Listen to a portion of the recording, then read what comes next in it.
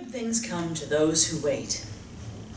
Basking in their revulsion of each other, the couple scowled over the barrier they'd erected between themselves over the years. Like a top-notch marksman, they'd perfected the art of loathing. Kinfolk said they'd stayed married to torment and provoke each other.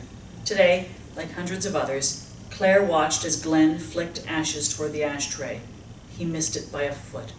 She looked scornfully at his stained tee, his mud-caked shoes, and his too tight boxers that strained against his corpulent girth. Glenn Sheldon sneered and picked up the remote control. After repeated attempts to get it working, he tossed it in Claire's direction. "What's wrong with it?" Silence. Silly woman. He lifted his massive bulk and headed toward the kitchen to finish the day's six-pack. He couldn't imagine a day without beer. The thought made him shudder. Claire went to her miscellaneous drawer for batteries. She placed them and the remote control on Glenn's recliner. "It won't be long," she thought to herself.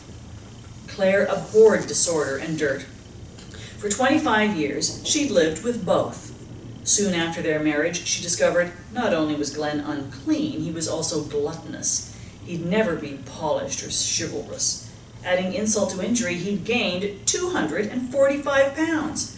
At 55, she dreamed of traveling abroad, while Glenn dreamed of pizza, beer, and football.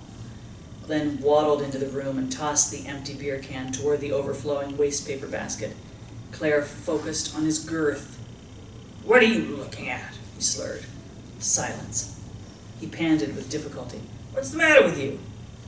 "Nothing, Glenn. My life's about to begin any minute now." Threateningly, he towered over a pleased-looking Claire. His forehead glistened and his heart hammered. Claire smiled wickedly. His weight and the ever-present muddy carpeting upset her less each day. He would gain another 25-plus pounds. He would continue eating pizza and drinking a six-pack a day.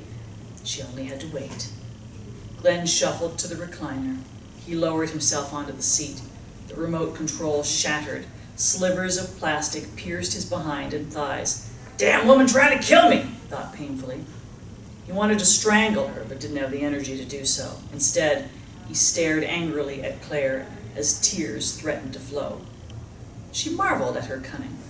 All her life she'd heard, "Good things come to those who wait."